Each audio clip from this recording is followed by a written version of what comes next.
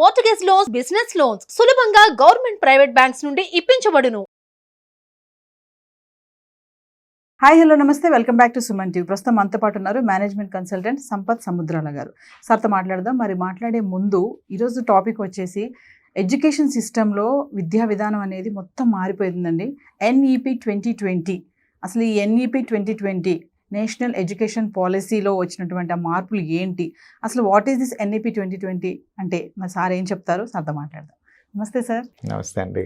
Sir, national education policy 2020 ఏంటి sir అసలు ఇది? దీంట్లో వచ్చినటువంటి చేంజెస్ ఏంటి అసలు? అమ్మ, పాలసీ అనేది మనకు 1986లో NPE national policy on education అని లాంచ్ చేశారు. అప్పుడు ఏముందంటే అందరికీ ఎడ్యుకేషన్ రీచ్ అవ్వట్లేదు కాబట్టి యాక్సెసిబిలిటీ ఉండాలి, ఎంతమందికి రీచ్ అవుతాం అనే ఒకటి. తర్వాత ఈక్విటీ అంటే ఎంత పెద్దవాడైనా ఎంత చిన్నవాడైనా అందరికీ కూడా సమానమైన ఎడ్యుకేషన్ దొరకాలి అనేది ఎన్పిఈ ఒక ఉద్దేశం. అది 86లో అప్పుడు జరిగిన ఇది. అయితే 2009కి వచ్చేసరికి 2009లో ఏమో యాక్ట్ తీసుకొచ్చారు అని అంటే రైట్ టు ఎడ్యుకేషన్, ప్రతి ఒక్కళ్ళకి ఎడ్యుకేషన్ కావాలి అని చేశారు.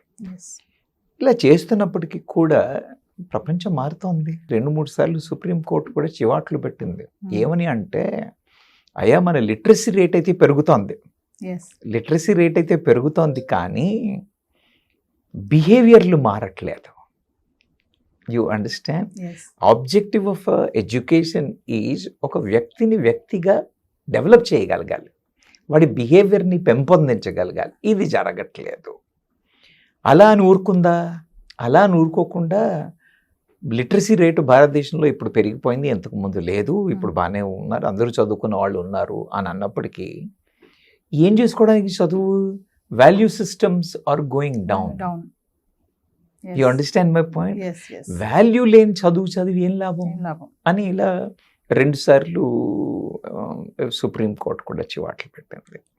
ఇప్పుడు మనం నెల్సన్ మండేలా గారి ఒక స్టేట్మెంట్ చూసినట్టయితే ఆయన ఏమంటారంటే, ఏదైనా ఓ దేశాన్ని పాడు చేయదలుచుకుంటే పోయి వాళ్ళ ఎడ్యుకేషన్ వ్యవస్థను పాడు చేయండి చాలు, ఇంకా మీరేం చేయక్కర్లేదు.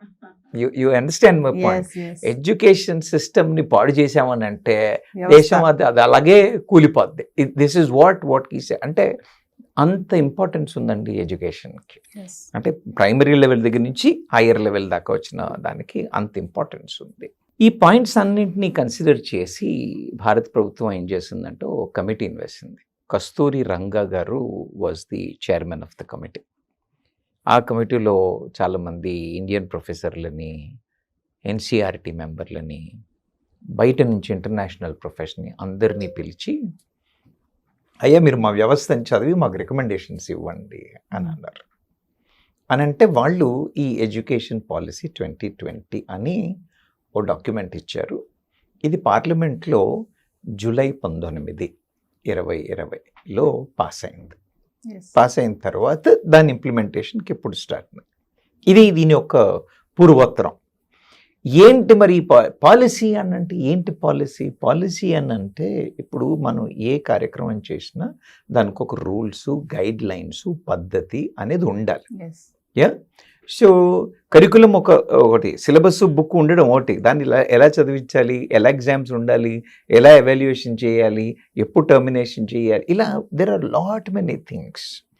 ఈ total rules and regulations, guidelines for the institutions to run their programmes is called policy.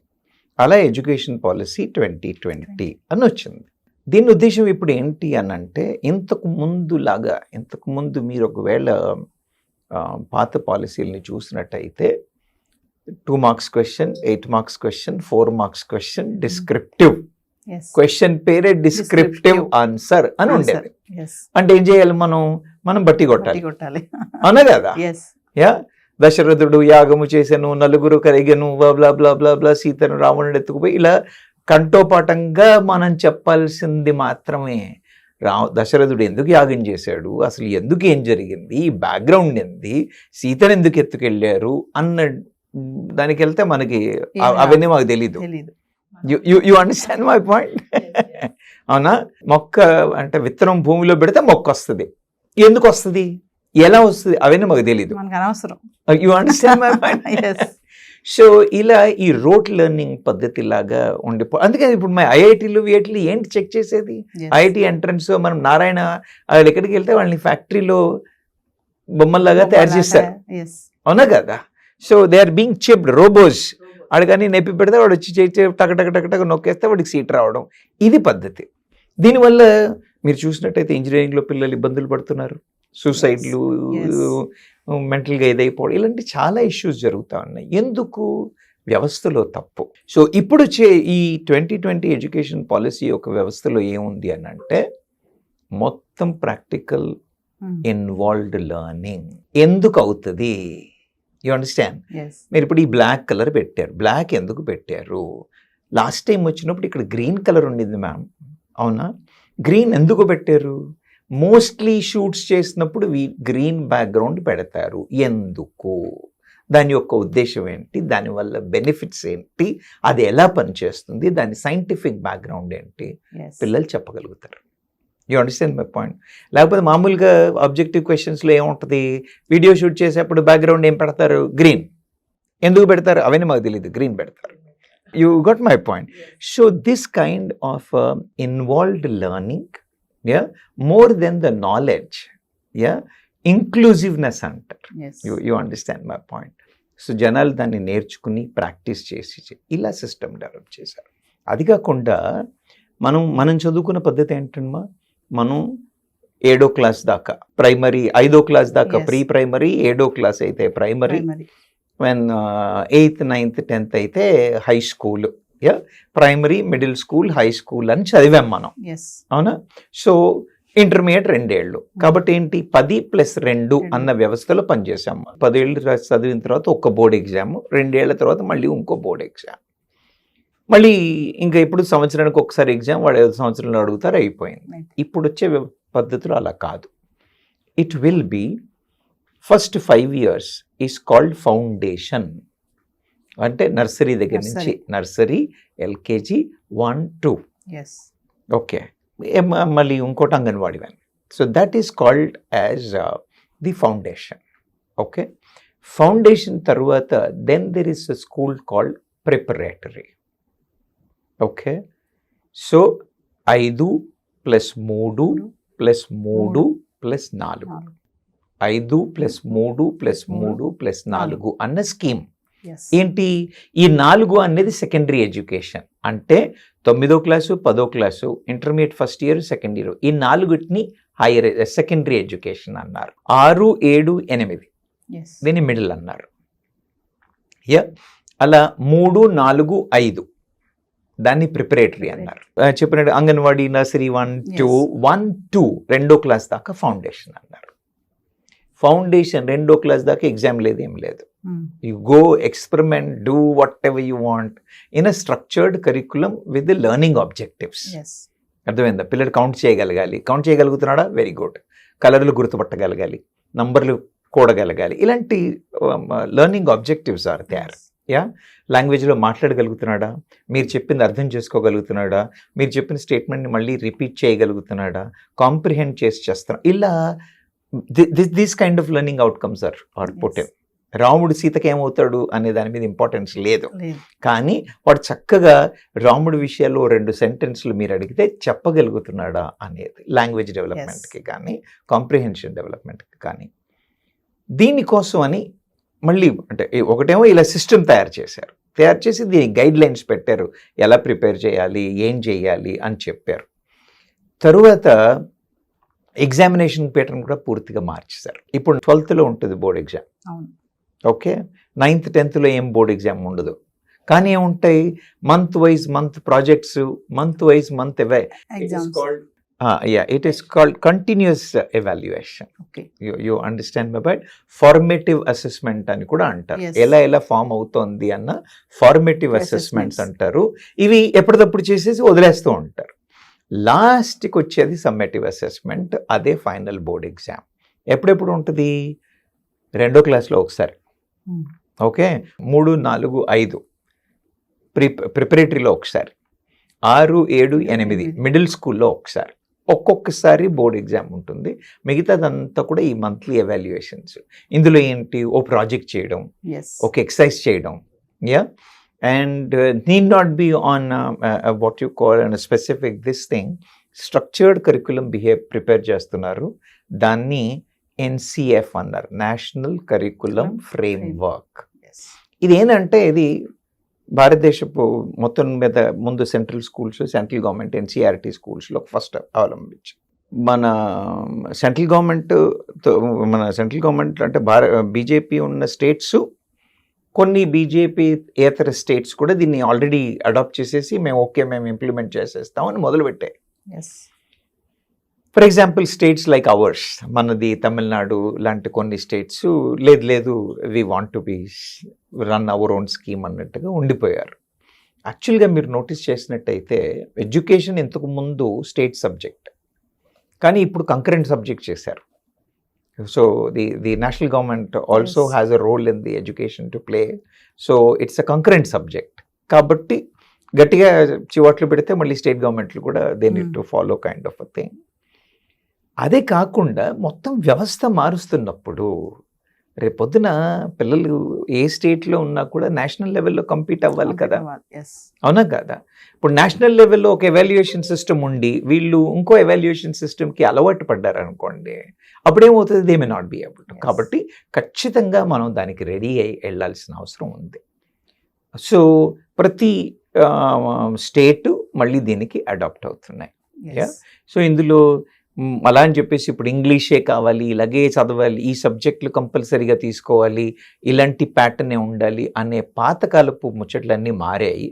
Now there is detailed structure which is coming in the NCF with the objectives of betterment, inclusiveness to be there. And then ఇంతకుముందు నేను science చేశాను అని అంటే నాకు vocational capability ఏమి ఉండేది కాదు. పిల్లలు ఇంటర్మీడియట్లో డ్రాప్ అయిపోయారు, 10th డ్రాప్ అయిపోయారు, వాడికి ఏం ఒకేషనల్ స్కిల్ నేర్పించలేదు నేను. రేపు వాడు ఏమవ్వాలి?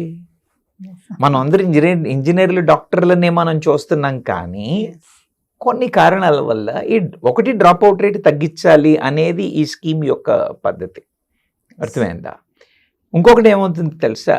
నేను 8వ క్లాస్లో మా ఇంట్లో డబ్బులు లేవో, ఇంట్లో ఆరోగ్యం లేదో, పాడేదో, ఏమైందో 8th క్లాస్లో సగంలో వదిలేసి వెళ్ళిపోయాను. నేను 6 నెలల తర్వాత వదిలేసి వెళ్ళిపోయాను.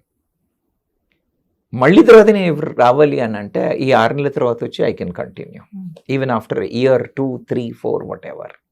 సో పిల్లలకి ఆ ఇబ్బంది లేకుండా వాళ్ళకి ఏం చేస్తున్నారంటే ప్రతి స్టూడెంట్కి ఆధార్ కార్డ్ లాగా అవార్ కార్డ్ అని ఓ నంబర్ ఇస్తున్నారు.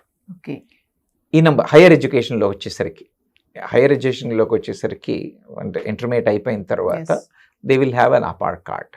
ఆ కార్డు వల్ల ఏంటంటే మీరు ఎలా కోర్సులు కంప్లీట్ చేస్తుంటే ఎలా క్రెడిట్స్ వస్తూ ఉంటే అవన్నిటినీ క్రెడిట్స్గా ఇచ్చేస్తూ ఉంటారు. ఒక్కో డిగ్రీ లెవెల్కి ఇన్ని క్రెడిట్స్ కంప్లీట్ చేసి ఉండాలి అని అంటే మీరు 2 ఏళ్లకో 3 ఏళ్లకో 4 ఏళ్లకో మీ ఇష్టం.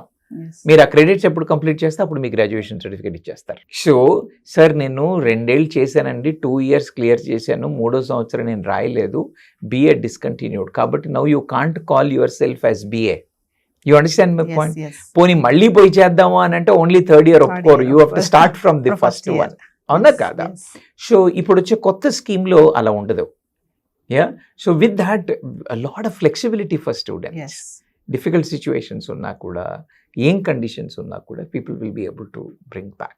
సో దీనివల్ల ఏమవుతుంది అని అంటే వీఆర్ మేకింగ్ ఆ తర్వాత సబ్జెక్ట్స్ కూడా వాల్యూ సిస్టమ్స్ మీద, అర్థమైందా, జీవన విధానం మీద, జీవన శైలి మీద, ఇలా subjects have been only materialistic వరల్డ్లో స్టాటిస్టికల్ డేటా డ్రివెన్ స్టడీ లాగా కాకుండా అప్లికబిలిటీ ఎలా పనిచేస్తుంది అన్న విషయాల మీద చాలా క్షుణ్ణంగా స్టడీ చేసి ఈ NCF కమ్అట్ విత్ అ డిజైన్. దాన్ని NCF 2023 అంటారు. 23లో అది అప్రూవ్ అయింది. 23లో అప్రూవ్ అయింది కాబట్టి ఇప్పుడు దాని విధానంగా NCERT వాళ్ళు నేషనల్ బుక్ పాలసీ, బుక్స్ అన్నీ ఉండడానికి they are coming out with a national book policy such that ఈ ఎవాల్యుయేషన్ సిస్టమ్, ఈ ప్యాటర్న్ ఆల్రెడీ ఎన్సీఆర్టీ అంటే మన సిబిఎస్ఈ స్కూల్స్లో, సెంట్రల్ స్కూల్స్లో, ఆర్మీ స్కూల్స్లో వాళ్ళందరూ they already started implementing this process of NCF. అయితే ఇంకా పుస్తకాలు పూర్తిగా రెడీ అయ్యి అంటే వాళ్ళు ఏం చేశారంటే ఎవాల్యుయేషన్ కాదు కానీ స్టడీ సిస్టమ్ని మాత్రం అలా పెట్టారు, స్ట్రెస్ ఎక్కువ అవ్వకుండా.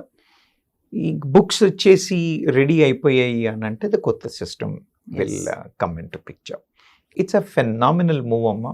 దీనివల్ల చాలా ఉపయోగాలే అవుతాయి. అయితే కొంచెం ఏదైనా any change will come with lot of issues initially, అవునా కదా? కాబట్టి కొన్ని ఇబ్బందులు ఉంటాయి, ఉండవు అని కాదు. పిల్లలు అడ్జస్ట్ అవ్వడానికి కానీ, టీచర్లు అడ్జస్ట్ అవ్వడానికి కానీ ముందు టీచర్లకు ట్రైనింగ్ కావాలి. సో ది ఎన్సీఎఫ్ టీచర్లు ఎలా ట్రైన్ అవ్వాలి, ఏం సబ్జెక్ట్ అవ్వాలి, ఎంత ట్రైన్ అవ్వాలి అనే స్కీమ్స్ కూడా ఉన్నాయి. So all the teachers should go for a retraining on how to teach, what to do and all. It's a big project. Yeah. And then teachers will also love and enjoy in the coming days. Endukante it will be more practical. It will be more involved, more what you will interactive. Yeah.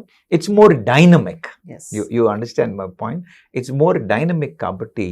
NEP is going to 2020 is going to add value to education system, add value to the student, add value to the teacher.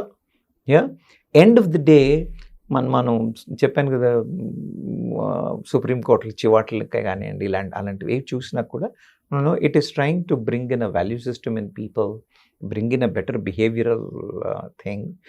Because ఇవాళ మనకి engineering గ్రాడ్యుయేట్లను చూడండి, MBA గ్రాడ్యుయేట్లను చూడండి, qualifications ఉన్నప్పటికీ కూడా నిలబడి చక్కగా మాట్లాడలేరు, అవునా? ధైర్యంగా ప్రొజెక్ట్ చేయలేరు, ఇవ్వలేరు, 4 వాక్యాలు చెప్పలేరు, ఓ పని స్వంతగా తీసి చేయలేరు.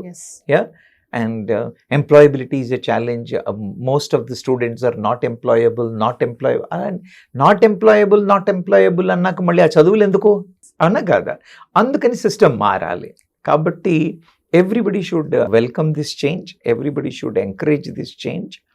And I'm pretty sure it's going to add a great value. Thank you, sir. Thank you.